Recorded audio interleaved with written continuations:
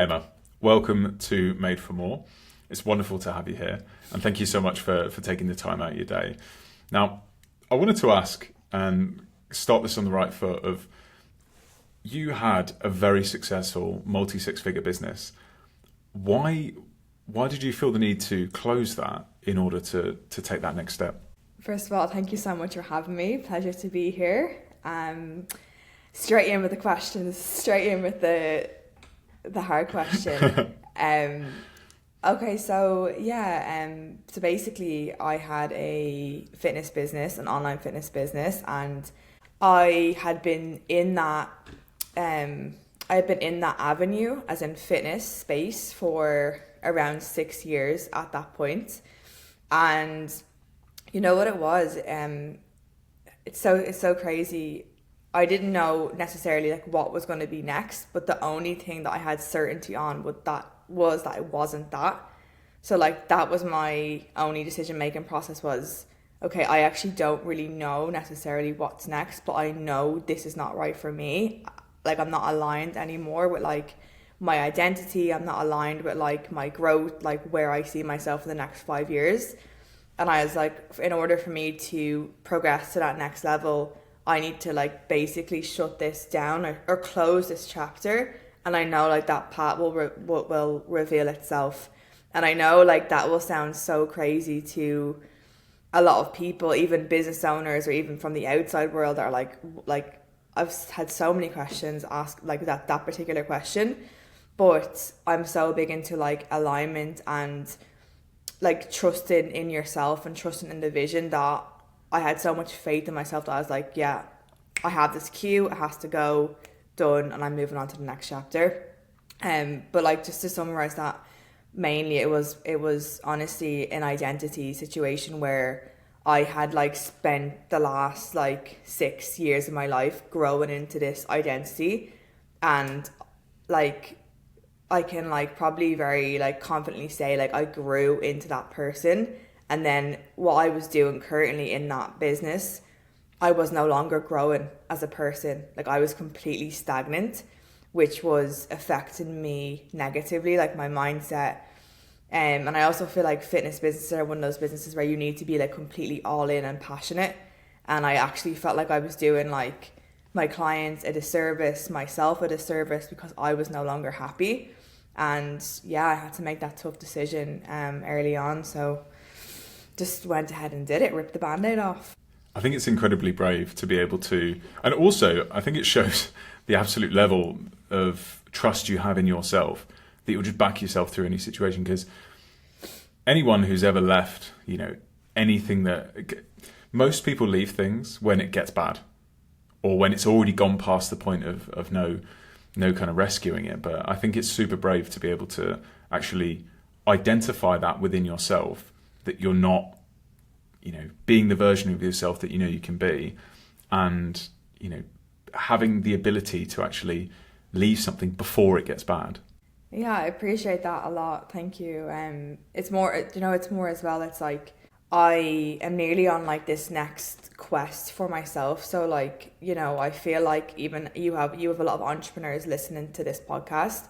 I feel like for a long, like entrepreneurs, we grow extremely fast and we outgrow environments extremely fast. Even if that environment is our own creation and our own business, we will still outgrow that at a certain level. And I kind of was like to myself, okay, like I come from absolutely nothing, and I have managed to like grow this this little fitness business that gives me complete freedom. And I was like, I had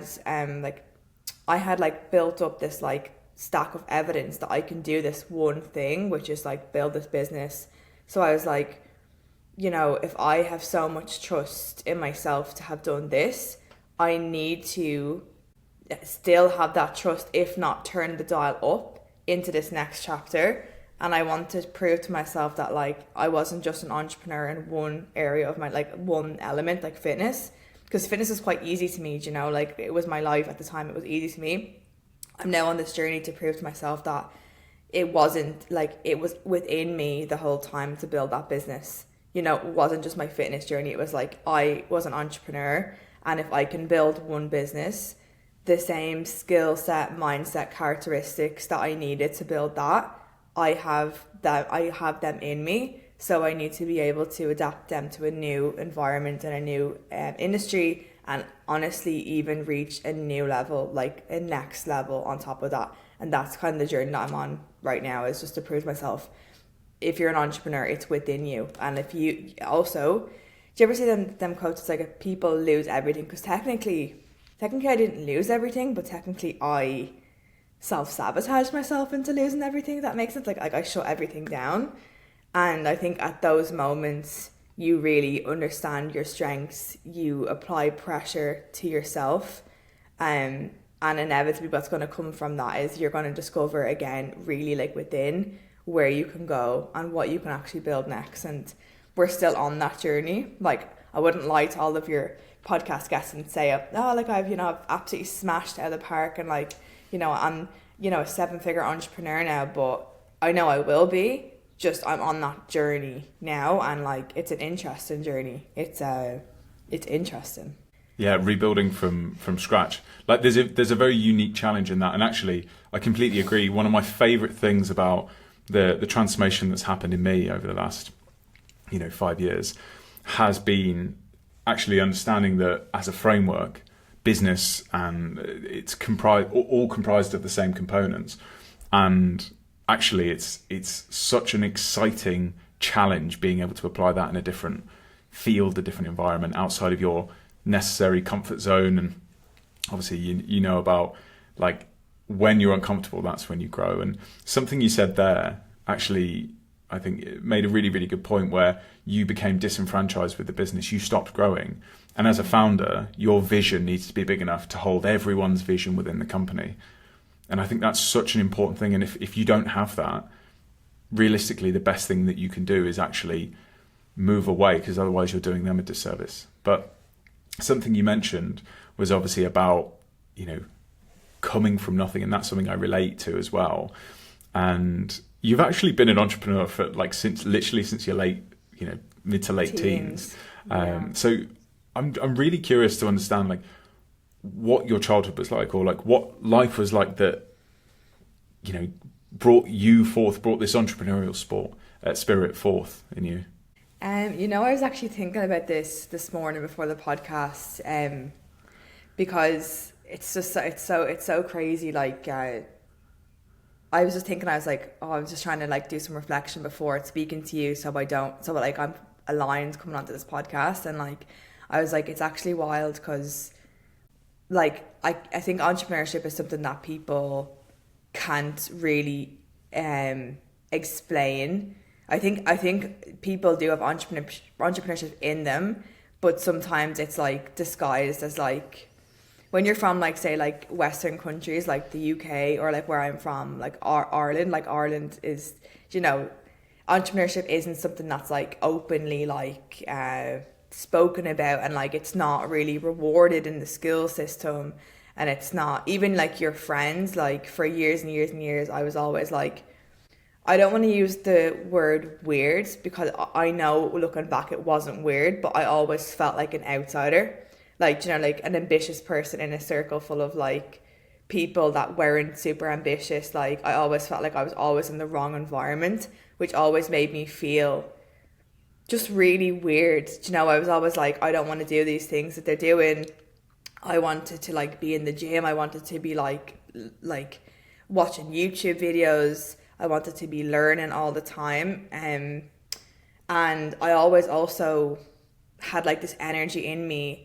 I had so much energy in me that I didn't even know what to do with it. Do you know what I mean? That, which maybe, to answer your question, I suppose I've always been extremely ambitious, and then for a long time I didn't channel that ambitious energy into business or anything like that. I just kind of I nearly suppressed that ambitious energy because I was in the wrong environment, which led me to be very introverted, very shy, just self-sabotage myself in so many ways. And I remember one day I was just do you know what? I was if all these people are I'm the type of person where if I see someone drive a nice car, I'm I'm like, wow, like what did they do in their life to be able to afford a nice car? Or like when I see a nice house, I'm like, wow, like I wonder what they do to be able to buy a nice house. You know, like I was never like, oh, like, you know, knob heads. Like, whereas like that is actually a real Irish mentality. Is like when you see someone driving a nice car, people are automatically like, look at that knob head, like, or like, do you know, like just not nice stuff they say. But I was always very curious and very like open-minded, and also very like, I just wonder, like, there's definitely nothing like special about that person than there isn't about me. So like, what am I missing here? And then I was like, okay, I just have to keep learning and learning and learning. And then I suppose like I was able to channel ambitious energy through like the gym, which then, you know, led me to like build Embody, and then which led me to discover this whole other side of like entrepreneurship and the people like meeting you, Ailish, like all of our amazing, crazy friends in Dubai, and around the world for that matter. And it's like, wow, I actually wasn't a weirdo the whole time. I was simply in the wrong environment. And yeah, I actually think about that like a lot, honestly, that there's still a lot of people who are in the wrong environment, and they actually have so much potential to create and add value. And yeah, I hope that answers your question. No, it did wonderfully. And I think there's a couple of things that you highlighted there, which I think are just so fundamental or foundational in so many high performers, so many founders. And that's approaching success with the mindset of curiosity, exactly as you said, and aspiration or inspiration, as opposed to just jealousy and negativity. Having a positive growth mindset versus a negative mindset overall. And I think that's really, really hard to cultivate, especially when I completely understand what you mean, because, you know, I think it's typically the small town or the hometown effect, I guess you could call it, where the new, the outside, this kind of larger than life perspective it's treated with hostility. You know, if I guarantee that if I'd have said to some of the people I knew when I was, you know, a teenager, that I'm going to go on to build multi-7-figure businesses, you know, I'm going to live in Dubai or whatever, and told them what I felt I was capable of. Obviously at the time I didn't know that, you know, I had different aspirations at the time, but if I'd have said that back then, it would have been completely laughable, inconceivable. You know, the wealthiest person I knew now has at the time, their house I know now is, you know, $500,000, $750,000, which is still a lot, but it's not a lot in the grand scheme of, you know, what I've experienced now in life. And I think something you were talking about there, like the whole environment thing, I often like to visualize things. And I think anyone listening to this who may be unsure whether they're in that environment or sure whether their environment is all that relevant, you know, everyone's been to a garden center where they've got like, you know, the tiny little goldfish, the slightly bigger ones, and then they've got the massive, you know, koi carp that go in the outdoor ponds. Like I'm sure you've been to like a garden center that has that. Yeah. And as the tank gets bigger, so can you. You know, it's big fish and small ponds.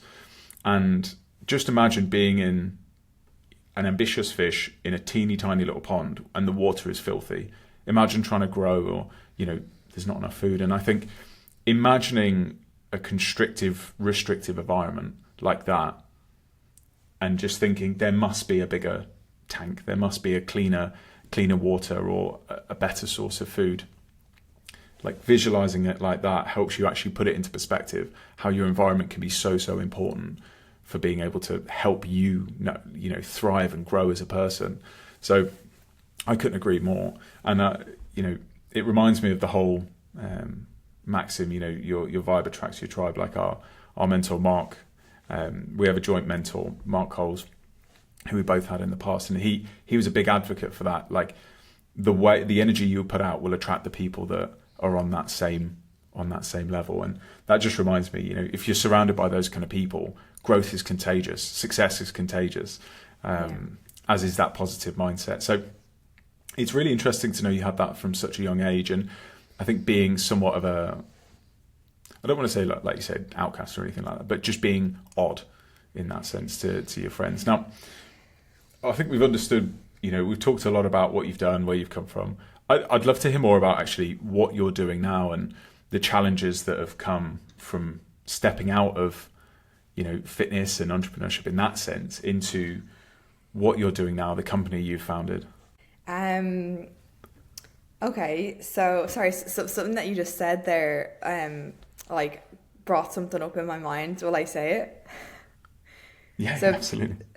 So you said something there. You were like, you said like, say like we're talking about like outgrowing your environment, and like it having in the UK, there's nearly like, if you have people from our hometowns, like back in the UK and in Ireland for me, and then they look at like, say, these people that are like living their life in Dubai or like, I don't know, the States or wherever it is, like Monaco, whatever, and they're like living this life, and they see there's an outer world outside of their routine, outside of their hometown, and you said there's a negative outlook, and I strongly believe that I always tread on thin ice when I say this, but it triggers people. Like, I think it's like it triggers people in a way where they're like, oh, like, that like that could actually be me, and like if I maybe was more disciplined or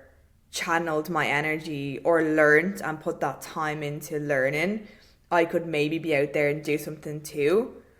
But then it's like, okay, a lot of people actually don't have the confidence or the self-belief to actually, or even the audacity and the delusion, I suppose, as well, to actually like go after these things. And I think that's something that I want to definitely work on in the future as well, is like whatever level I get to is like, I don't just want to keep getting to this level and being like that big fish in this pond and then forget about all these people that are back here. Like, if anything, I want to be like, hey, like, I'm the exact same as you. I thought the exact same way as you about X, Y, Z. I thought this life wasn't possible. I thought, these people were evil. Because I honestly, a lot of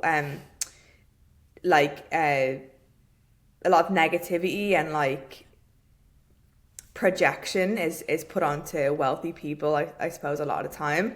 And it's like, these people are not like wealthy, they're not evil, they just like went after it. And like, I suppose as well, you have to, when there is people that are triggered by your success, which I've experienced, I've lost friends, I've experienced difficult things with, family members, best friends, people just not being able to like nearly like cope with the fact that you can go after things, like they just cannot fathom that, so they have to like extract you from their life or whatever. And instead of like being like negative towards that person, you have to like meet that with also compassion, to be like, okay, they don't even realize they're doing that, or they don't realize they're projecting that energy onto me. But like, I just wish more people would like understand how possible things were for them in terms of like entrepreneurship. And I really believe that this is probably a hot take, but I know not everyone's supposed to be an entrepreneur, because we need the world to go around and we need like workers and all that stuff. But I do believe that everyone has a creative side to them, and everyone has a dream or like something they want to build, create, or be a part of, or whatever. And I think that it's a very unique energy to have the like capability to even try. Like, see if all this goes, if I shut down a 6-figure business, right, and I fail in this next chapter, which is a possibility, might I add, let's not speak into existence, but it's a possibility, right, that it couldn't go right.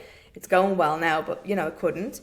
Then like, I would still view that as success in my eyes, because I didn't settle for the normal thing that like all of my peers are settling for. It's like, I still tried and I learned so much from that. And I think, I just love for more people just to go and try these things and be a bit more delusional, have a bit more audacity, be a bit more curious, not shut themselves out from anything in this life. Because if one person can get it, why can't you?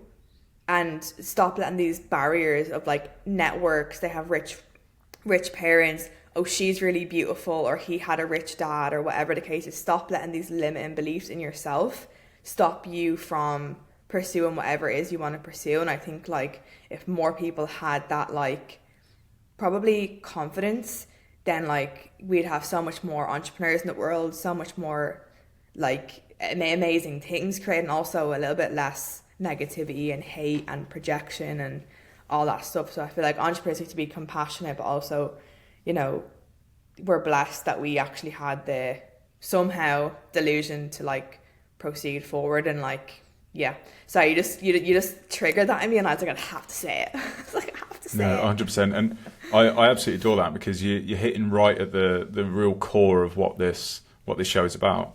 You know, yeah. The name itself, Made for More. I will, you know, it stirs something in me whenever I talk about this, because I genuinely believe in everyone's individual genius. I am a staunch believer in human potential, and it sounds like a weird thing to say, but the best thing about social media for me is it's unearthed the fact that literally everyone, by just being themselves, has their own individual brand, their own personal brand, sorry. And, yeah. You know, I love that more and more that's being, you know, the bar for being able to actually jump onto that is lowering day by day. You know, phones are becoming more accessible. Like, for example, you know, to get a good quality phone 10 years ago was actually pretty inaccessible.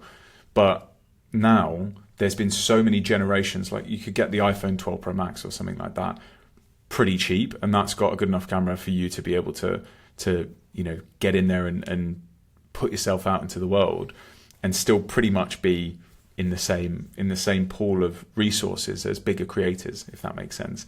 And I completely agree that not that everyone wants to, and that's absolutely fine, in the same way that not everyone wants to exercise, or not everyone wants to like listen to music, things like that. We all have our own preferences. I think everyone is absolutely capable and of pursuing that thing that they are so passionate about, that they once had a dream about. And I think that's what would really set people free. And I'm not going to say that everyone should go off and be an entrepreneur, because again, it's not for everyone. It does get to a point, and you know, when I'm coaching clients, like, you know, coaching them through the most difficult 6 weeks or 4 weeks of their life, where they've had drops in revenue, you know, staff leave, all these kind of things, like random bills out of nowhere. You know, tax is a big problem everywhere as a business owner. Yeah. Most places, sorry. It's hard. And Alex Hormozy has that saying of, you know, entrepreneurship, I would say later down the line is learning to chewing glass and learning to like the taste of blood. Like, that's a pretty gritty, hardcore version of it's hard, and it's going to be hard. But for me, the growth you get from being able to express that creativity, and obviously entrepreneurship is just monetizing that creativity, or that hobby. That's how I view it, at least in the early days. Because even to have an idea to, I don't know, Airbnb, for example, to start letting out, you know, your spare bedroom around convention times, like that's still creative. They have created that concept out of thin air, and they've filled a need with it. So no, I could literally talk about this all day. How much I wish people would just, you know, I say I wish. I think that the relationship with failure lies at the heart of this, like you said. Yes. You know, you need to be positive about failure. And I think if we're being realistic, coming from a working class background, failure often is you're operating on the cusp of survival. So failure often is not being able to buy groceries, or not being able to pay the credit card bill and things like that, and it just digs you a hole.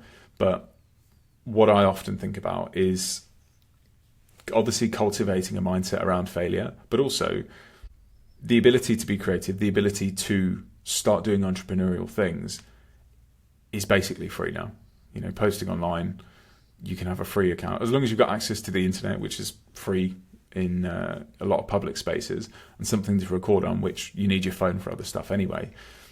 That's the kind of the entry toll, as it were, now, and I think it's lower than ever. But Yeah. we're digressing slightly, but I know it's something that we're really, really passionate about. And I feel like Yeah. anyone who is listening to this, who, you know, perhaps is aspirational to be a high performer or to start a business, or has beliefs that are bigger than where they feel their kind of fish tank is, if that makes sense, that they are made for more, if we're going to break the fourth wall. Be curious. It's and just be curious. 100%.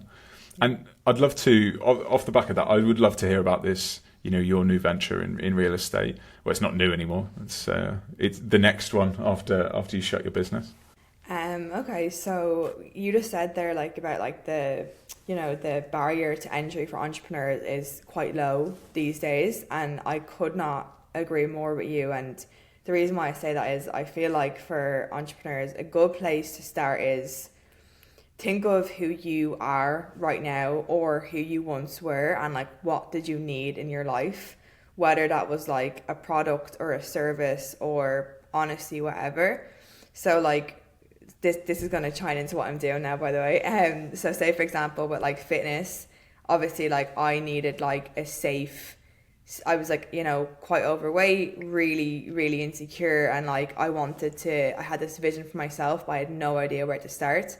So I needed like a space that I could enter as an insecure woman, and I could go through this tunnel and leave it as a confident woman. And that is the space I needed. Like I didn't even care if it was the like best place in the world. That's just a space I needed. So that's the space I created with Embody, right?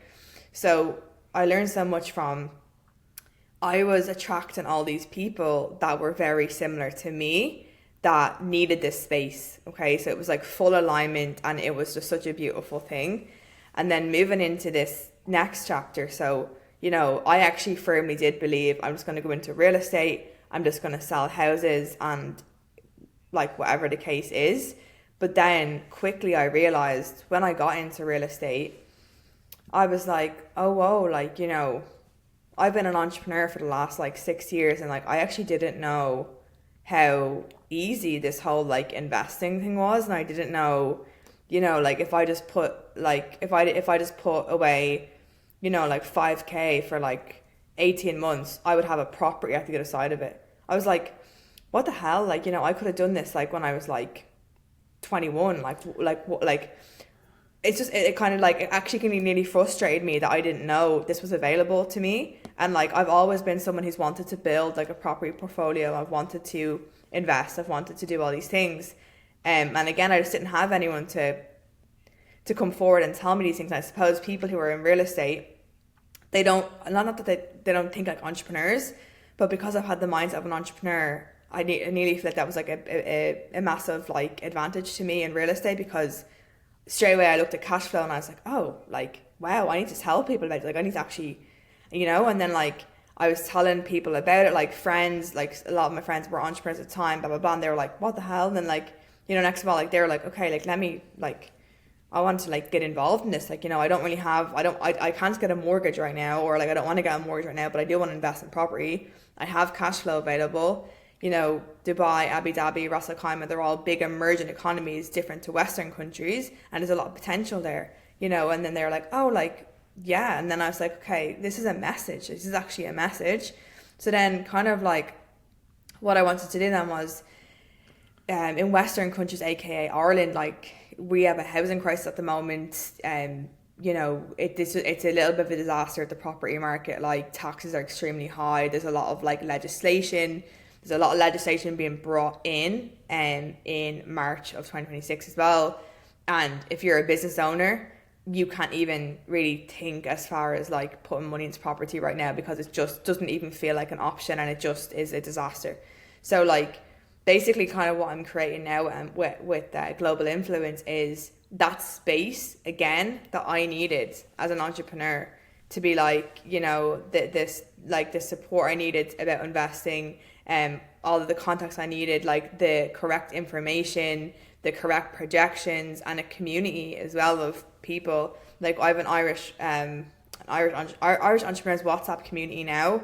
I do have like clients in the US, so I do want to make it bigger, and expand like globally. But again, it's just like this space I've created, like that I would have needed as an entrepreneur. And like, I even have like, you know, entrepreneurs from the US and stuff, and when I'm talking to them, they're like, excuse me, like what? And I'm like, yeah, because it's so different to what they're used to. And like, again, I just think as an entrepreneur, like the first place you should start is recognizing a gap, and something that you would have needed, and just create that, because it's unique to you, and it's unique. And if you experience those problems, 90% of the time there's going to be a pool of people who also experience those problems. And I suppose if you can communicate that message correctly, and then you can market yourself correctly, you will have clients. And you don't need like 100 million clients in real estate. You need a few good clients, and that's it. And that's kind of what I'm doing now, I suppose. Yeah. And I think that's fascinating because, you know, obviously to anyone going, wait a minute, didn't you work in, like, obviously I know I worked in real estate, and actually when you were getting into it, we spoke a lot about the Dubai market, and I just love seeing this progression of entering it, recognizing for yourself that there was a better way to do these things. Even when you worked for another company, it was just identifying straight away that hang about, you can leverage your brand building abilities to build a personal brand and actually treat people like human beings, and like address that version of yourself that you were 2 years earlier, where you're like, oh, I have this cash flow now, what can I do with it? Because there's a difference between generating cash flow and having a cash rich business, and having wealth, isn't there? And having asset, yeah. And a lot of what I found was with a lot of entrepreneurs, even like myself included, like back in the day, is like a lot of entrepreneurs are cash flow rich, but not asset rich. And at the end of the day, like they want to be asset rich, but like there's very few people to help them on that journey. And also like another kind of, just what you said there about the personal branding, really interesting that you said that, because, you know, I got into real estate, and, you know, it takes people like maybe six to 8 months to make their first sale. And luckily, like I closed my first deal in 3 weeks of the company, which 3 weeks of being in real estate, and that was like the fastest deal, you know, someone's ever closed in that company, by themselves and off plan, like, you know. So I was like, oh, like cool. And then that sale actually came from, just like you say, personal branding. That sale came from Instagram, from a business owner that I knew from Ireland, who just seen that I was working in real estate. Her and her partner trusted me solely down to the fact they knew who I was as a person from my previous brand. They just knew my values, my morals. I wasn't even in real estate that long, but now I obviously was doing my research or everything. Like I take everything I do probably a little bit too seriously, but very seriously. And they bought with me like in the first, you know, they trusted me so early on in my career, you know, and that's down to personal branding. And that's why I was like, there's people reaching out from Ireland here. That's super interesting. And then I was like, okay, basically I can do this online anyway. And I was like, you know, I wonder if I can kind of create something very similar to Embody, but with real estate for entrepreneurs around the world. And like, don't get me wrong, it's definitely a tougher journey, and there's a lot more to it, but it's definitely possible, and it's definitely like working, and I definitely have the same abilities as I did back then. It's just like this new kind of next level that I'm at, and it's honestly, I'm like very grateful to like be on the journey. And like, you know, I think you said earlier something about like when you're an entrepreneur, you do like outgrow your environment. Like I feel like as an entrepreneur, I feel honestly grateful in this chapter because I'm not starting from scratch. I'm starting from experience. So I have like these little tools and tricks of like marketing, and even like just small stuff like marketing, ads, sales, stuff like that I wouldn't have had previously. And I strongly believe if I didn't do Embody before this chapter, oh my God, real estate is a very, very, very tough industry. So I think like if I didn't have those skills, that I definitely wouldn't be doing what I'm doing now, or even being remotely remotely successful at it. So I think everything trickles into what you're supposed to be doing in the end, you know? Yeah, 100%. And I think it's really cool, actually, you know, just seeing how applicable those skills are. But ultimately, you know, and I've always said this, but like I realized fairly, not very quickly, if I'm honest, but, you know, everything to do with, and I'm going to do quotations like sales, like anything to do with anything, is how you interact with people and how you can build trust with people. And it kind of reminds me of, you know, that saying like fake it till you make it. I've got a bit of an issue with that, just because like you don't have to fake anything. You know, my very first sale in real estate, you know, he was just like, oh, how long have you been in real estate? And everyone was like, don't say anything about how long. And I went, can I be honest with you? Like, this is my first deal. And he was like, oh. And he was like, wow, you're doing so good. Like, I would have never known. Oh. And then from there, I was like, wow, okay, honesty. Just be honest. Be yourself and be honest.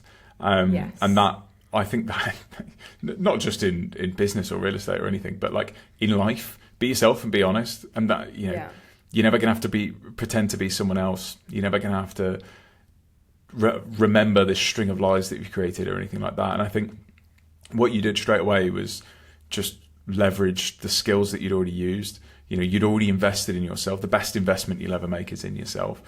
And you just use those skills in a different context, which is so cool. And it is really exciting. And obviously we're talking about off-plan for those listening. Off-plan, if you don't know, is when you buy a property before it's completed. In the UAE or Dubai, it's really, really common that you can, say, buy into a project before they've even broken ground, before they've even started doing the piling, a couple of years before it's finished. And you can buy apartments or, you know, whatever. And it's typically cheaper and you'll have a better return on investment. So I should be letting you answer this. But the secondary market basically is... Yeah, pre-construction. And the secondary market is stuff that's already ready. So you're solely dealing with off-plan. And you're entirely right. Like, there's no reason actually to have any kind of in-person contact in terms of functionality. It's just a nice thing to see people.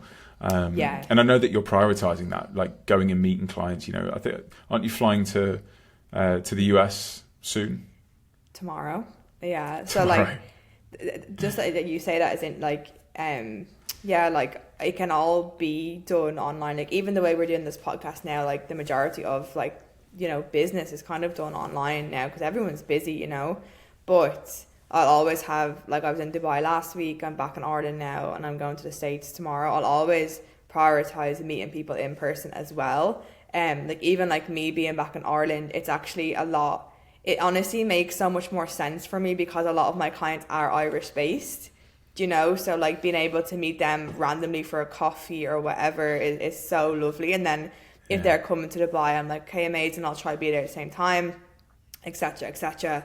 And then for the US as well, like I have a client base in the US and going there to touch base as well, and like trying to expand that client base as well, just again meet new people. And you know, the US market with real estate is wild at the moment. So they're always looking for bigger opportunities, and everyone in the US is infatuated by the Middle East at the moment. And there's a lot of investment coming in from the US. There's a lot of connections between the US and the Middle East, you know, with finances and stuff.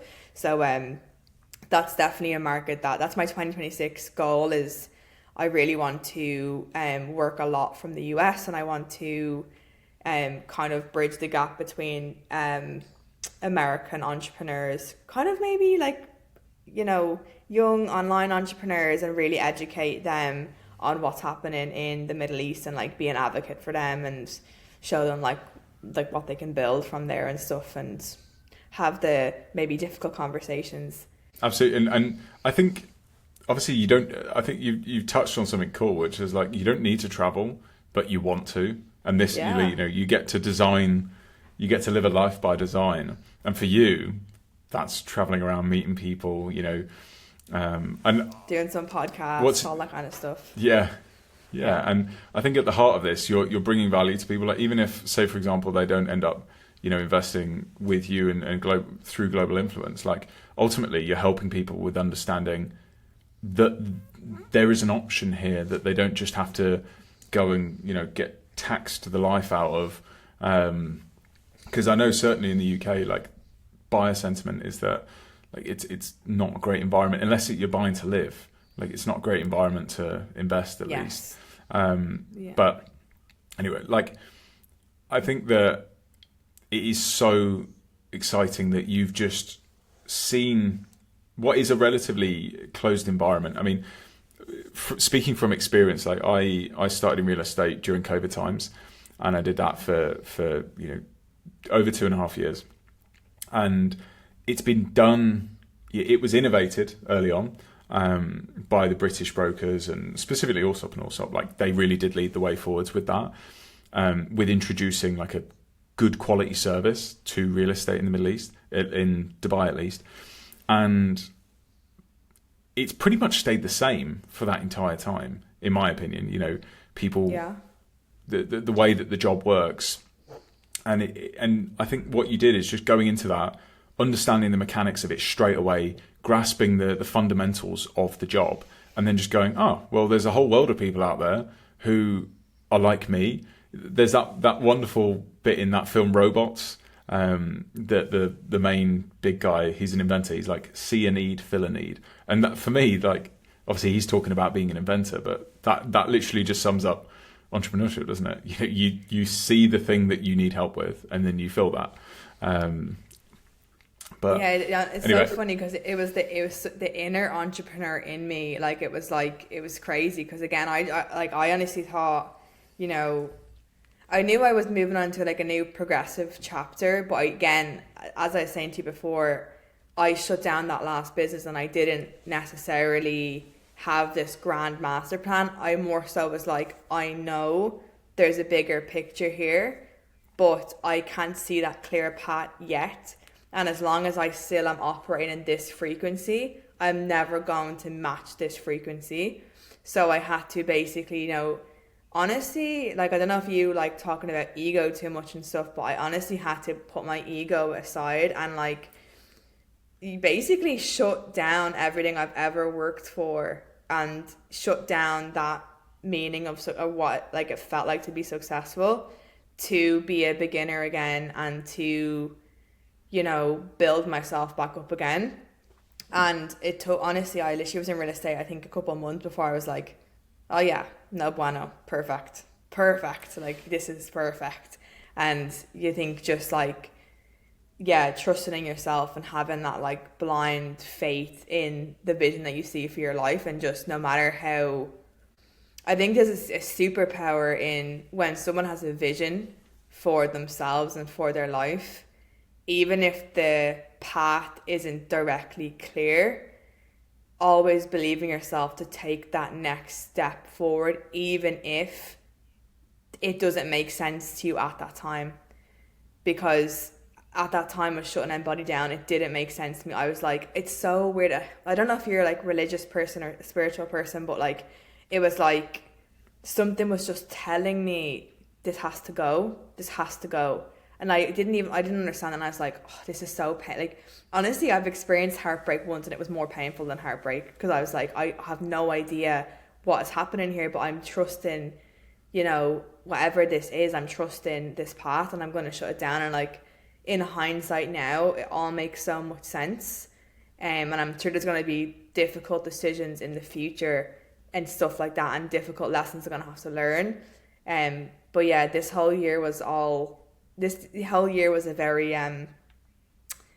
ego learning about, like, learning a lot about myself in terms of like your perception of yourself and success, and yeah. But yeah, I think we're on the right path now, which is good.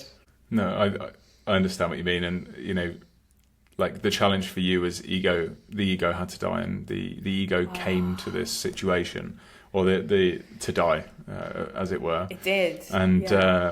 And I think actually I really want to dig a bit more into that whole decision process, because regardless of whether you've got a multi 6, 7, etc., I think actually I was talking about this earlier this week. the one tricky thing or negative thing with having such a a you-centric personal brand, as opposed to, for example, like starting a company called, I don't know. I'm sorry, I'll use a better example. If you founded Zoom and you then got disenfranchised and felt you needed to move on, you could just sell it. Whereas with personally centric brands, you can't really do that. You just need to move on. So that's, probably the only drawback.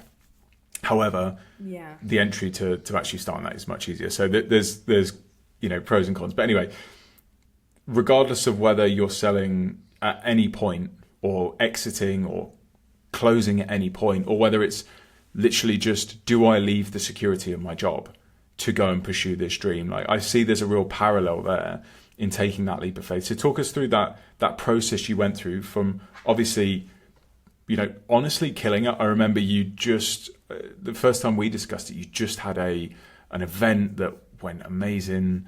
It was an in-person event.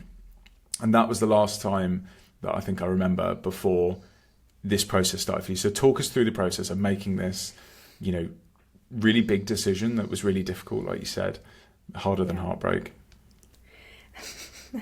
My ex-boyfriend would be like, oh. But to be fair, I think that paternal and maternal instincts are often flexed on businesses rather than, or businesses or pets. That's the two avenues if you don't have kids. Yeah. So to be honest, I had been feeling this unalignment for a long time. For a long time. It just took me a long, when you're going to maybe dispel it, business is always going to be up and down.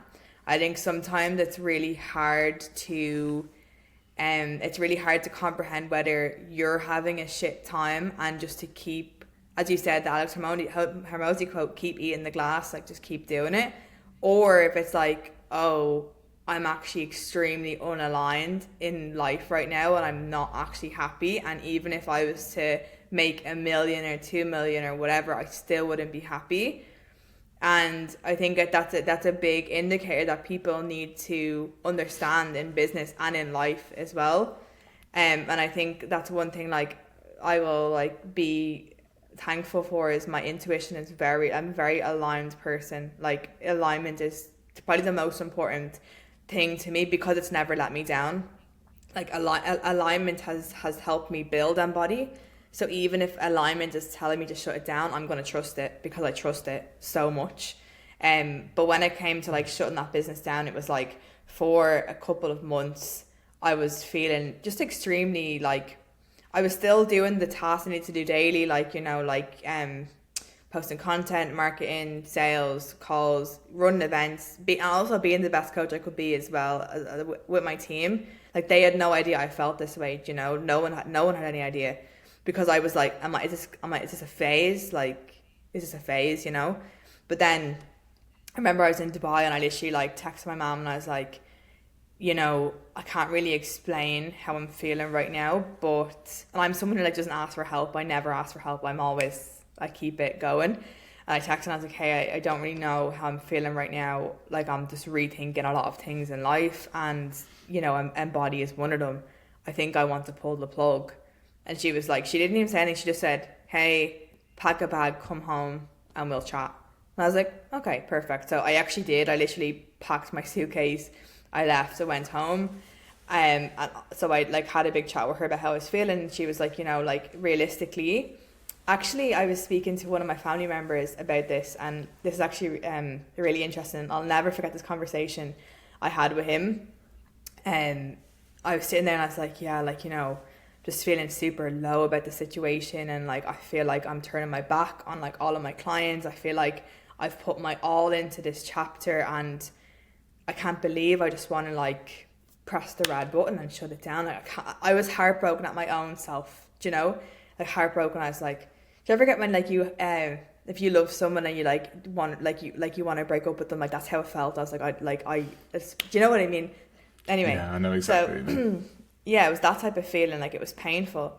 And I remember my uncle, he knows me from a very long time. And when I was 15 or 16, I always told like my family, I'm one of those people, I'll speak my goals into existence. So I always told them, like, you know, I'm going to have this community of people, I'm going to be doing this, I'm going to be that, like I'm going to help all these women, blah, blah, blah. So he was like to me, Emma, you've had this like vision for your life and these goals and these dreams. And he said, to be honest with you, he said, all that's happened here is you have created this reality for yourself. You've stepped into these goals and dreams. You've done the events, you've done the photo shoots, you've built the community. He said, all that's happened now. He's this unalignment, he says, you feel it. He said, you have this next set of goals and dreams. And he was like, you have this next vision for yourself. I can tell by you have it. And he says, and that's all that's happened is you've actually reached your goals. You've achieved your goals in one chapter. He said, case closed, move on to the next chapter. He was like, it's actually not that deep. And I was like, oh my God, like he's so right. Like I basically just, I achieved what I wanted to achieve. I achieved everything I set out to achieve at Embody. And I think I grew to the person I wanted to become in that chapter. And then it was like I was basically held with a mirror to like the stagnant of growth. And I knew as me as a person, I love chaos. I love pressure. I love to be backed into a corner because either I'm going to like sink or swim.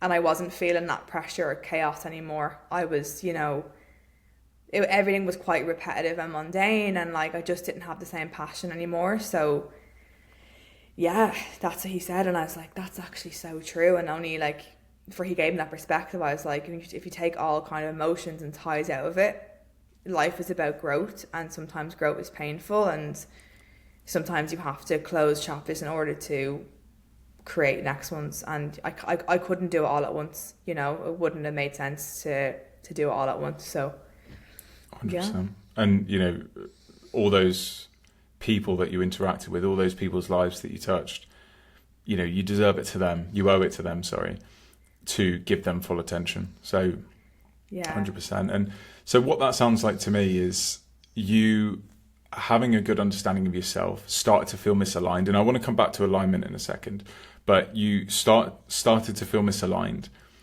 And from there, you reflected in yourself and looked around you, kind of looked at your surroundings and understanding, do I feel like I'm growing here? Do I feel like I'm in motion, or am I kind of stagnating? And then your next thought process was, I'm going to speak to people who care about me and gauge their reaction of myself. And then you saw kind of the person who you really valued, their expertise and their perspective. And the reality of it was that you had stopped growing. You were no longer in motion.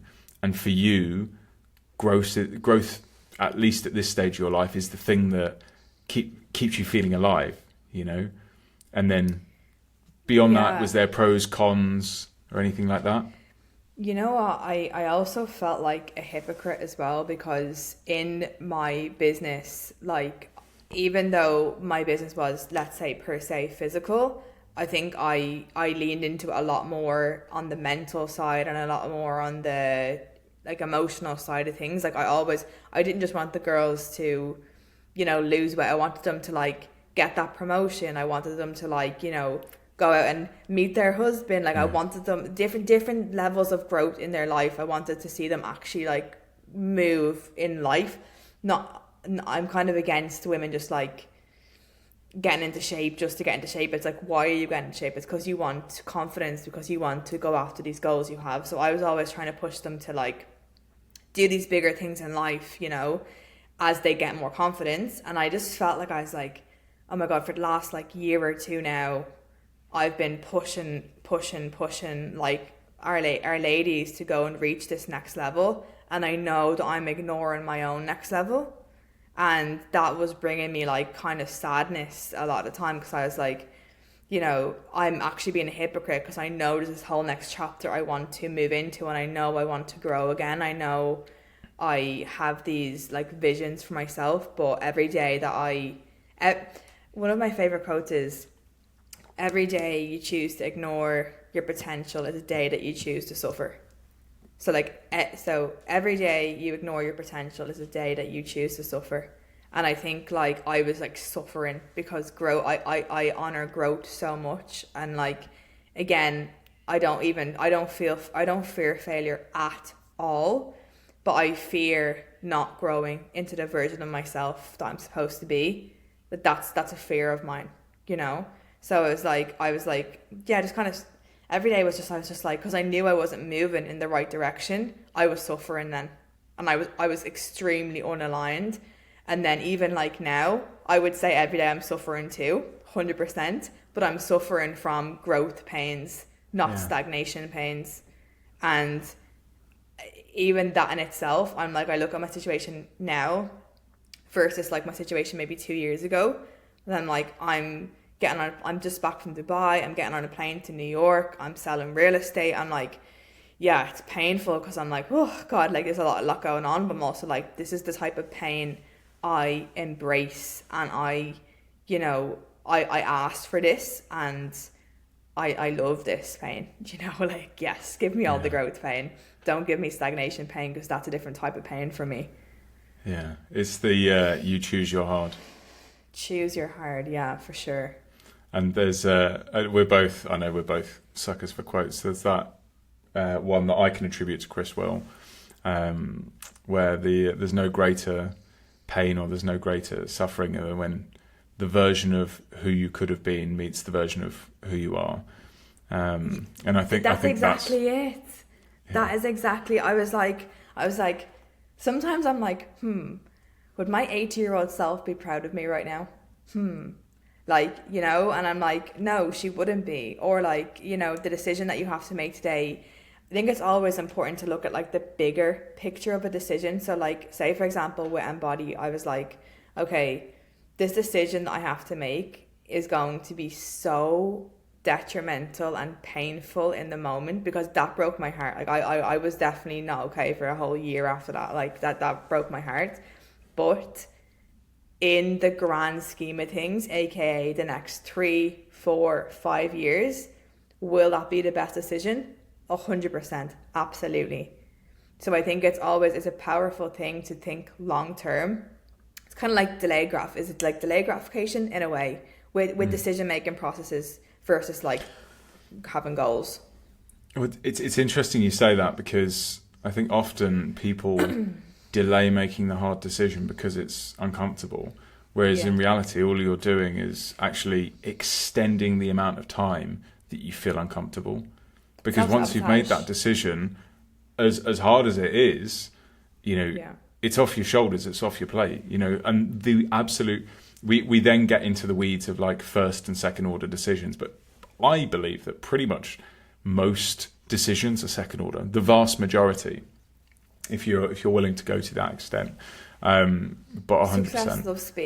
Success loves speed. Do you ever see that quote? I think Cody Sanchez, that's one of her quotes, and it's like, she's cool, those people who are like wealthy and like whatever, they just move quick and they just make decisions fast, because even if it's the wrong decision, they will then draw that conclusion faster than 100%. If they never made a decision in the first place. So it's all just speed, you know?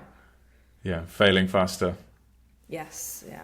Yeah, but I get that's a really hard mindset to cultivate, and I think it needs to come from a place of personal abundance, if that makes sense. If you have a mindset of scarcity, then failure is going to mean a lot, and I think you need to have some level of security, whether that's initially external, it needs to eventually be internal security. And that leads me to mention, like, you mentioned alignment a lot. And for you, how did you, like, if someone had never known if they felt aligned, what does feeling aligned feel like to you? Oh, Jake, you're opening up a bag of worms here, I have to say. But anyway, we have time. Okay, so alignment to me is like, I feel like we have like an internal compass. Well, I feel like I have an internal compass, and you know, when it's like telling me like north, east, west, whatever, and like it's so strange. It's like I always know if what I'm doing is right or wrong. Like, I strongly believe that people have this gut feeling, or again, I like to call it like my alignment. Even, you know, when like say like you're working in a job that you actually despise, your alignment is like going like this. It's like, hey, stop, red light, I don't like this. Whereas if you're working in a job that you maybe hate, but then like you're you know, you have like side hustles, or like you have all these other things going on, and you know you need that job to be able to create this next like chapter, then your alignment is, you know, it's moving you to the direction you're supposed to be going to.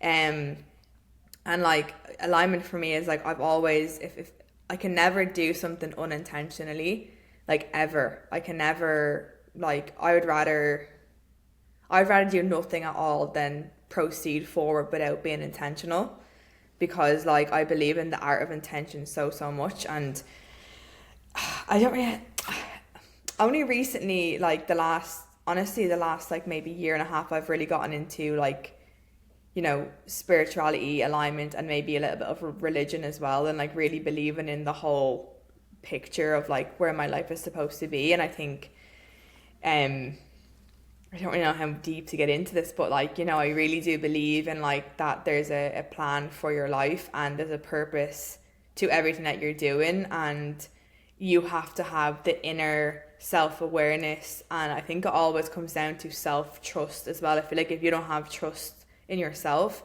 you're never going to make scary decisions.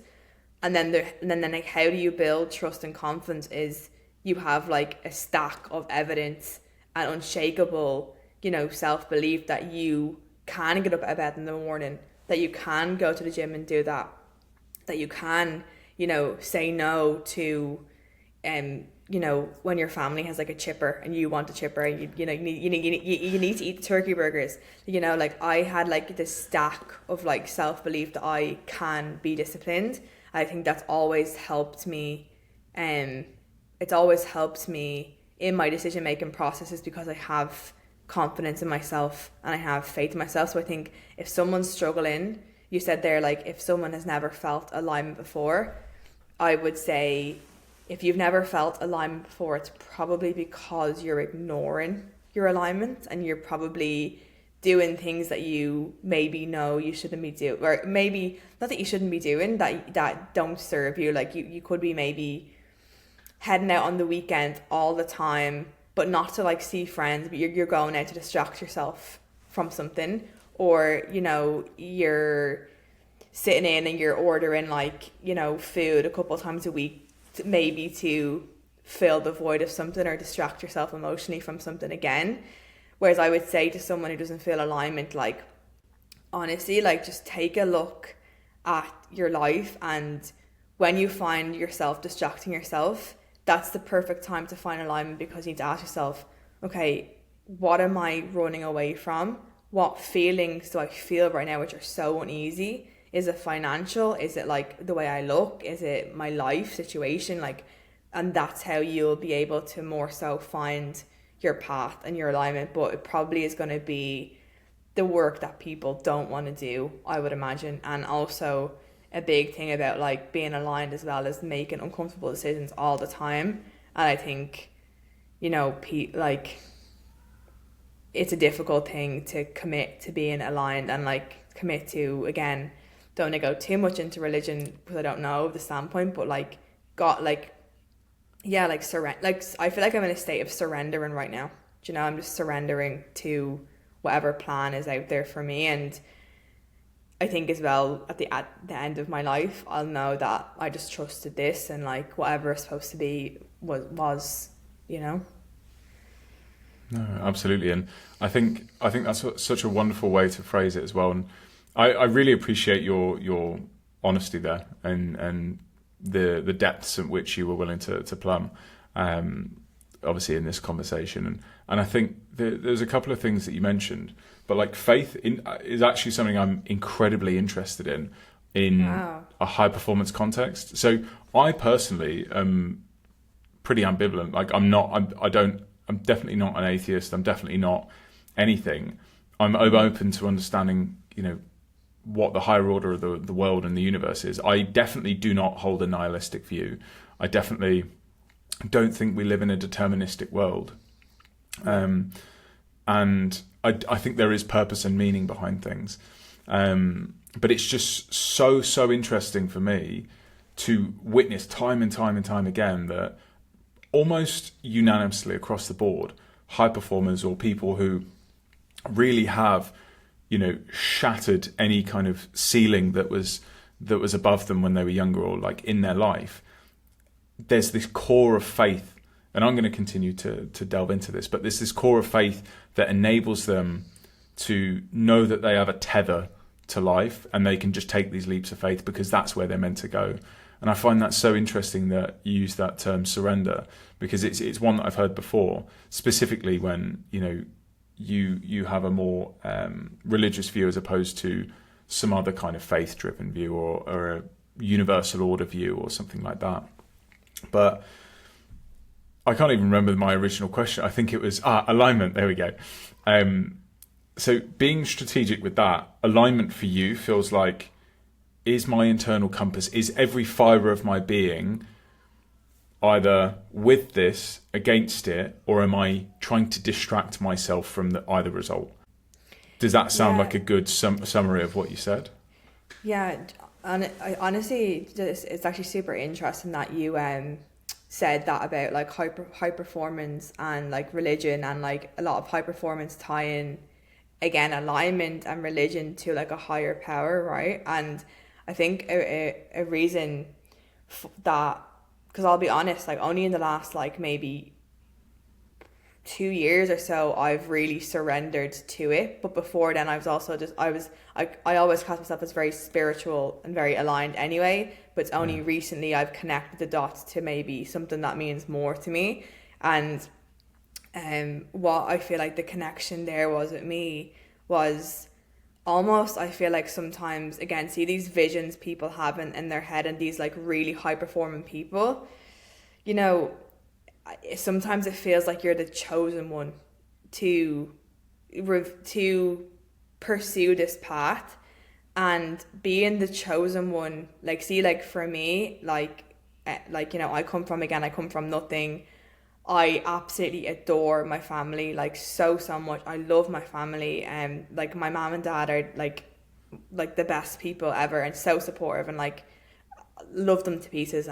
But I actually, like, I've never had a blueprint to follow for success. I've never, had this is how this person did it, this person did it, and I feel like I have been like, I don't know why, but I know I've been chosen to figure out this blueprint and then to teach this blueprint on to people. And I think that's what stops me from giving up, is like, I really believe that one of my purposes in life is to figure out this blueprint chapter by chapter. And then not only when I figure out, but when I figure out, come back and teach it and multiply it and actually help the community and help people that way. And then it gets to, say, for example, when I'm in a decision-making process, aka when I have to shut this whole thing down, I've just figured out the blueprint for the last 6 years, I'm like to myself, oh my God, like, why do I have to do this? Like, why? This is painful. And then I'm like, okay, well, God's plan, this is what he's telling me to do. I'm going to go and do this because I trust in this vision and I trust in this blueprint, and I know that it will all make sense down the line. So that's kind of what I mean by surrendering. Is like, I'm like, I know my greater purpose probably isn't just to like, build businesses and build wealth. I think my greater purpose is learning to become that person and then teaching other people the path to that. Like, I don't actually care about the business. Like, of course, I care about the business that I'm running so much, but I more so care about the impact that has on my life, and then hopefully people around me's life, again, to become a blueprint for somebody else. That's my main purpose in life, is to become a blueprint. That is all. And I think successful people that surrender to like religion, faith, like God, alignment, it's because they have to do stuff that the normal people wouldn't do. and they have to do stuff that is uncomfortable. And the only way I can like get through those days and those decisions is to know that like I have to surrender to this, whatever this is, you know. So yeah, hope that makes sense. I think no, it makes complete sense, and I think that's real leadership there, in that, you know, the desire to pull everyone up behind you. That's real foundational leadership, as opposed to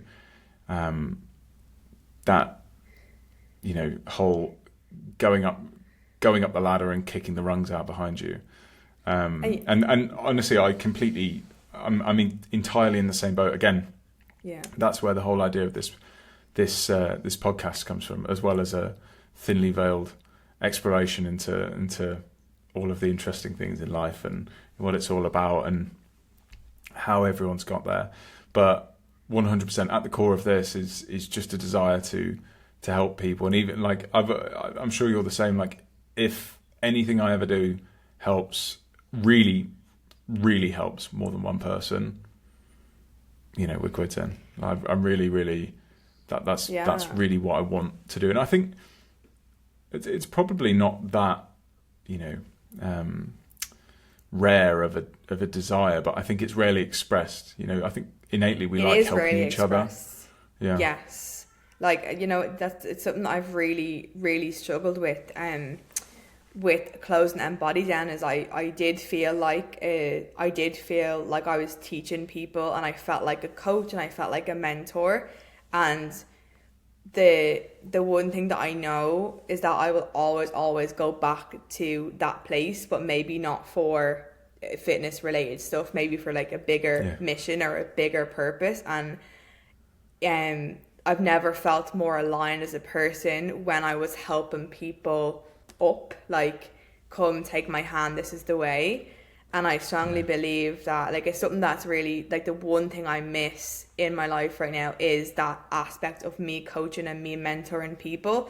But I know that this chapter of my journey is a chapter of extensive learning and growth and elevation for me. And I need to be present and soak it all up in this chapter first, even the mistakes, the lessons, the successes, everything. So then I can actually, like, adequately, like, pass that on to a different set of people and the next set of people. But yeah, like, for me, I honestly believe that everything I'm going through now is so I can actually help people to, back to the start of the podcast, is for people to not look at successful people and just shut themselves out, because I know I don't come from that. I know that's not what I was born to do. I know that I created this path, and if I can do it, someone else can do it. So, like, inevitably that would be the greater goal of, like, what we're doing here. Obviously, when and I know that there's no need to caveat this, because, you know, most people will understand what you mean, but when you say that you come from nothing, it's more economically, as opposed to you came from everything, in the sense that you had love and support. And that's really the fundamentals of what you need. If you can give anything to anyone, it's love and support. Yeah. When I say, like, not for come from something, I mean, like, you know, as in just like the average normal Ireland household, you know, where, like, my mom and dad do their best and stuff like that. And in terms of love and support is an interesting one for me now, because, to be honest, if I'm going to be brutally honest, and my mom and dad know that I love them very, very much, but we actually did have a lot of run-ins in my earlier years, in terms of they just didn't know what I was doing. Like, for example, like, I was always the black sheep of my family, where, like, you know, my family loved to maybe go out and have a beverage, and I would never do that, right? And then they would maybe, like, you know, they're all, like, working their jobs, and again, I just have had this resistance to doing that. And I was also the first one in my family to go to college as well. The first one in my family to go to college and graduate. I have a business degree, but people don't know I have a degree. I do have a degree. So I was the first in my family to go to college and then pursue entrepreneurship, right? And I suppose, bringing it back to always feeling misunderstood, that was even in an element of my family too. Like, you know, I was always very misunderstood by like even my own people, friends and family, where like even when I took all those risks, but like when I was investing like, you know, when I could drop 12k on a mentor, and that's like half of like my, like someone's income, they're like, what is she doing? This is insane, do you know? And like they never tried to hide the fact they thought it was insane. Like they would openly tell me, you're insane, a lot of the time. And I think it was only for when they seen Embody and they seen what I actually built, it was only for then they were like, oh, like she was onto something. She actually was building something. And you know, remember my mom came to the Embody Live. We had like 120 girls like in this hotel, and like it was like this like incredible event that we had. And I remember my mom just broke down like crying. I'm gonna get emotional. Yeah. I remember she came with her friend, and it was like the first time she would have ever seen like anything that I was doing, and she like broke down because it was like probably a sense where she realized she misunderstood me for so long, you know? And she was like shit, like, you know, you actually weren't just like locked away in your bedroom doing nothing, like you were actually building this thing. And like, you know, like, and I think that was the moment she realized like, oh, like my daughter's a little bit different, and that's actually amazing. And then it was like from that point onwards, like she's like my rock and like been the most supportive. I think looking back on it, in a sense, I never understood at the time like why they, you know, nearly like kind of like bogged me down or like didn't support me. I never understood it, and it always made me resent in a way. But like I look back now and I'm like, it's only because they also hadn't seen this being done before, and it was a pure like out of love. It was they feared for me, and they wanted me to just be safe at the end of the day. But after that point onwards, like now whatever I do, whatever I need, they're there. They know I'm just like a little bit different, and they support that. But yeah, it wasn't always that way though. Definitely wasn't always that way. So that's like an important thing, is like in like when it comes to life, is like your family and friends, they're not always going to understand what you're doing. And sometimes when you're, you know, in still a building stage of your business, that's the hardest, because they can't even see what you're doing. It really only is when the success comes to fruition that they're like, oh, that's pretty cool. But until then, until they can visibly see results or visibly see anything, they just think you're kind of crazy. So I think the hardest part of like entrepreneurship is getting through that period of time where you don't actually have the support, and you know, you're probably shut out, shamed on, you know, just made feel a little bit psychotic probably, that you believe in yourself and you have such like delusional faith in yourself. And once you get through that chapter, like that's the hardest one. And I really, really appreciate you sharing that, because you've touched really on the heart of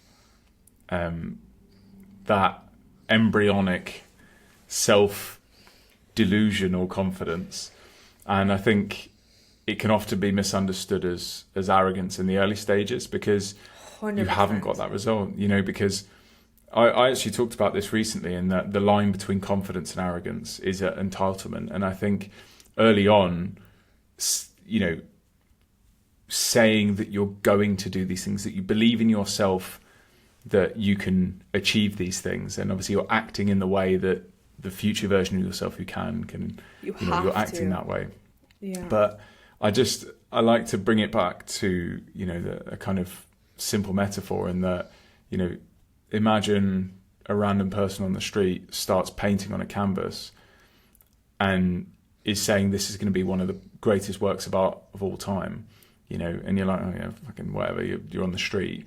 And eventually they churn out a Mona Lisa, and people recognize that for what that is. And going forwards, Da Vinci, yeah, like they can do anything, you know, we'll get them in to do this, to do that, to do, like, once you have that body of evidence, that undeniable stack of proof, all of a sudden it becomes conceivable that you are that you are destined for greatness, I guess you could say.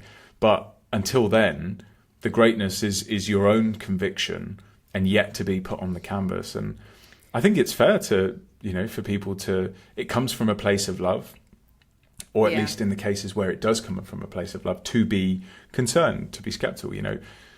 Using that same analogy, imagine you quit your job, you quit school, you've done, your whole life, and then you just sit on the curb and paint. You would be concerned until you churned out a Mona Lisa-esque piece of art. Yeah. Well, so 100%. I think not a lot of people, even in my area today, not a lot of people have a a mentor, or just someone who they can say this girl from my local area, this dude from my local area, he ended up being a millionaire, or he ended up building all these businesses, and he ended up doing XYZ. There actually is not much of that around, and it's not, again, the arrogance and confidence is a very interesting thing, because if you know you want to achieve a certain goal, again, bringing into acting as your future self and really embodying that person before you line up to the frequency of the goal. It's you have to act a completely different person. And also, one thing for people listening who are watching, right, and they could be in a certain position in life and they have these goals and they're quite clear on the goals, but they're afraid of, if they flick that switch and they become that person, there's a whole other, their friendship groups from here, their friends, their family, the people they know, there will be an element of, oh, well, you're on the piss last weekend, or, who do you think you are? Or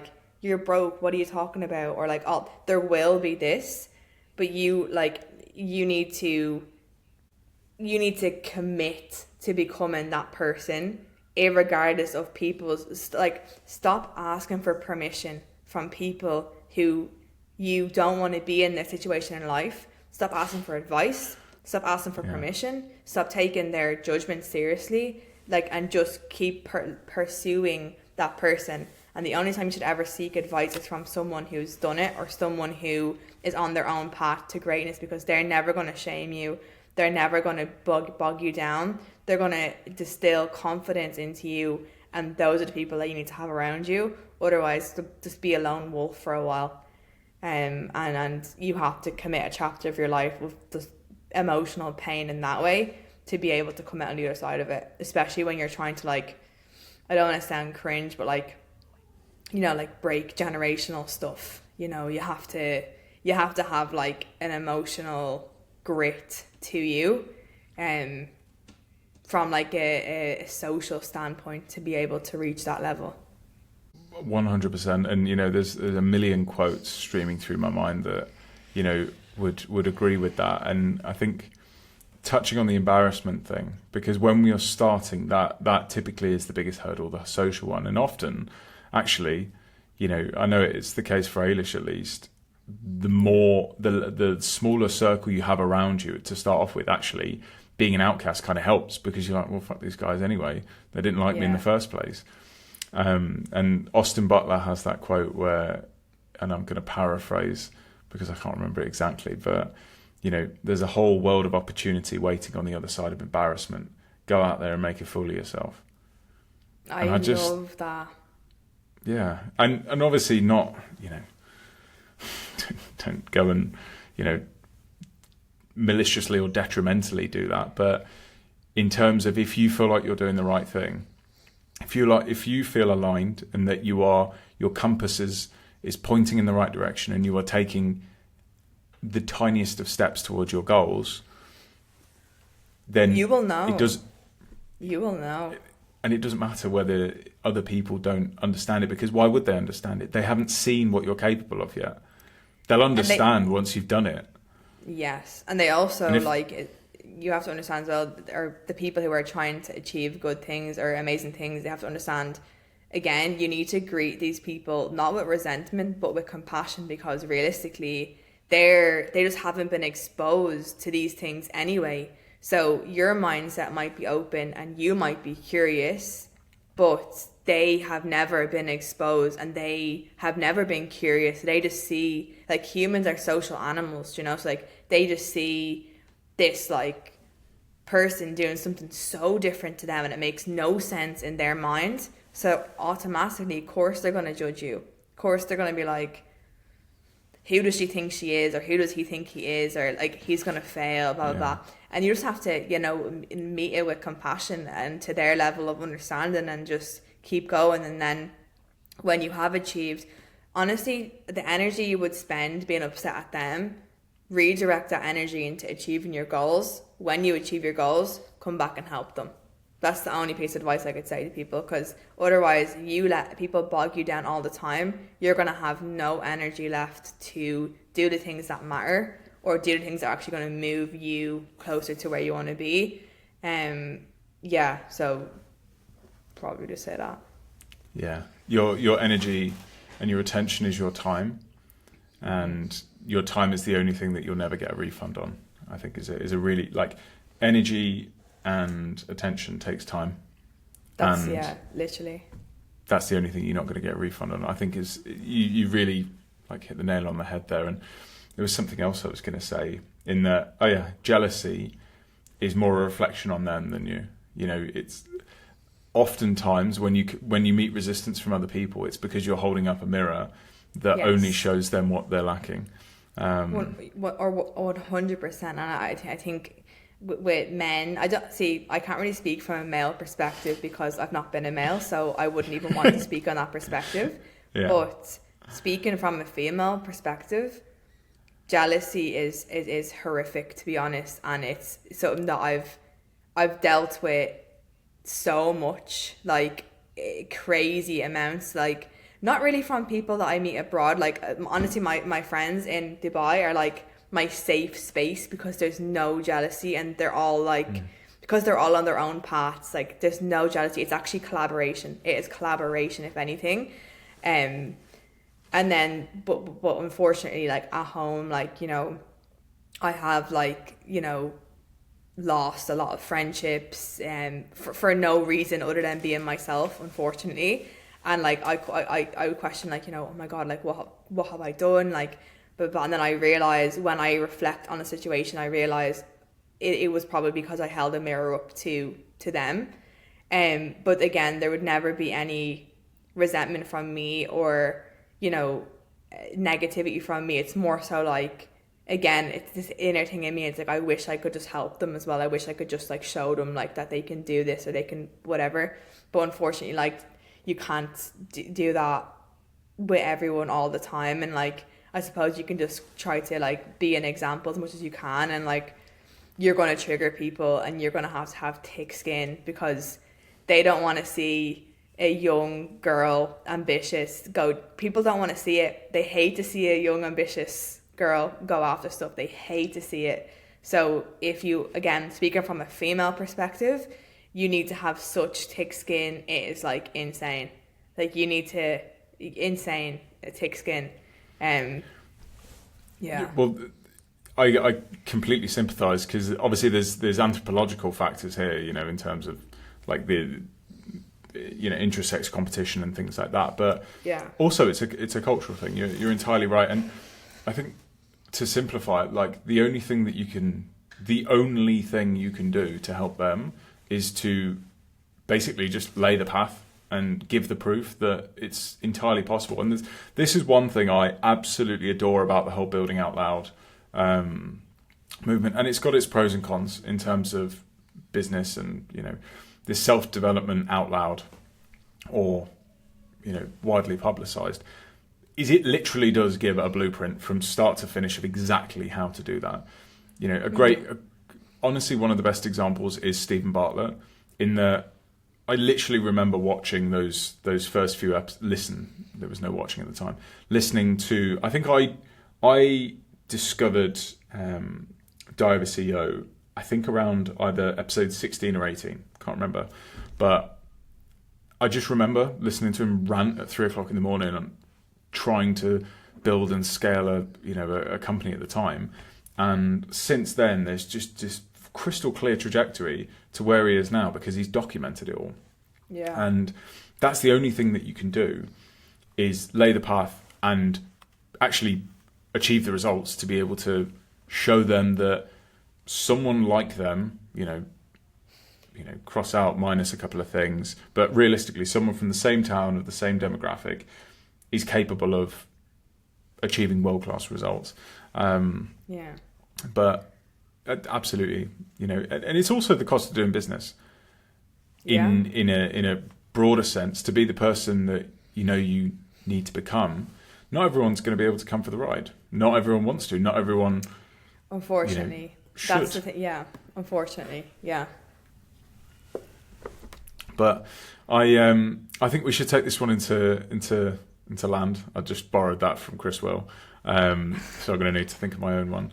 But I just have, again, similarly borrowing. I love Stephen Bartlett's thing where he asks a guest a question at the end of every episode. So I'm gonna borrow that, and actually, these are not released in order. So I do have a couple of questions, and I'll ask a question of you to ask the next guest or one of the next guests. And the question for you is: name one or two books that have been most impactful to you, and why, effectively. Okay, so the first book would be Ask and It Is Given. This is by Esther Hawkes, I believe. And what this book, bringing it back to when I was speaking about earlier, like audacity, delusion, confidence, and also having a vision for your life. This book represents basically that.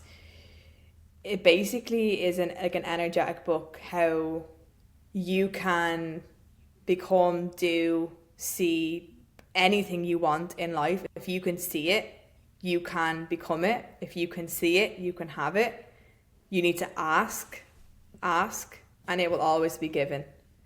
But the journey to it is being given is basically like you being in a state of receiving, which means that you have to be on a certain like energetic frequency to be able to receive something. You're working really hard on a business, and nothing's happening. Mainly that is probably because you're not the person you need to be to receive the success. So if you focus on being in receiving mode, it means you need to be the person who can handle 20k months. You need to be the person who can handle the level of stress, the staff. So 9 out of 10, it's don't focus on the goal. Focus on being the person who can receive the success. And that book has always I actually listen to it over and over again because it constantly teaches you how to be in receiving mode. So that's a really strong book if people haven't listened to it. It's like a Bible for me. And then the next one is a book called Surrounded by Idiots. I don't know if you've listened to that book. I've read it, yeah. I can't remember. Is it Eric Eckhart? No, someone else. I can't remember. I actually can't remember. Surrounded by Ideas. Yeah, and honestly, what I was telling you earlier about my family and stuff, my friends, and even still to this day feeling a bit misunderstood by society and stuff, that's a book that really helped me to, again, greet people with compassion. And also, as much as they don't understand me, I don't understand them. I don't understand why someone wouldn't want to go and reach their potential. I don't understand why wouldn't you want to build a life for yourself or build a business, or why wouldn't you want to do that? So it's teaching you how to meet different personalities in life with compassion, and how you can all collaborate and as a society come together. And that helped me, especially the early days of entrepreneurship, is when you're feeling misunderstood. That's a brilliant book to read, just to widen your perspective on what actually is going on. I completely agree. It's a phenomenal book in understanding how humans interact, because ultimately anything in life comes down to human interaction and how good you are at that. But no, thank you so much for that. So to summarize, I think the overall, there's a lot that we've discussed, but the overall themes for me of this conversation have been, you need to constantly act in alignment with who you really are. And if you don't know what that is, you need to identify what feels aligned for you. Take those big risks. Don't be afraid to, take the leap of faith, because ultimately, if that's where you're meant to go, whether it's successful, whether it's a failure, it's a success because you're not going to stop going. You're not going to stop everything. You're going to learn from whatever it's positive on or not. And ultimately, I think a lot of our conversation has been about how you as an individual can step into being an entrepreneur, and that's with casting off the weight of social obligation or expectancy, and being able to trust in yourself and know that you are capable of doing the things that you dream of. And obviously those two books, Surrounded by Idiots, and what was the art, Ask and You Shall Receive, Ask and It's Given. Wonderful. Well, Emma, honestly, thank you so much. Where can people go to see what you're doing, find more of you? Which platforms do you prefer, or you can just reel them off?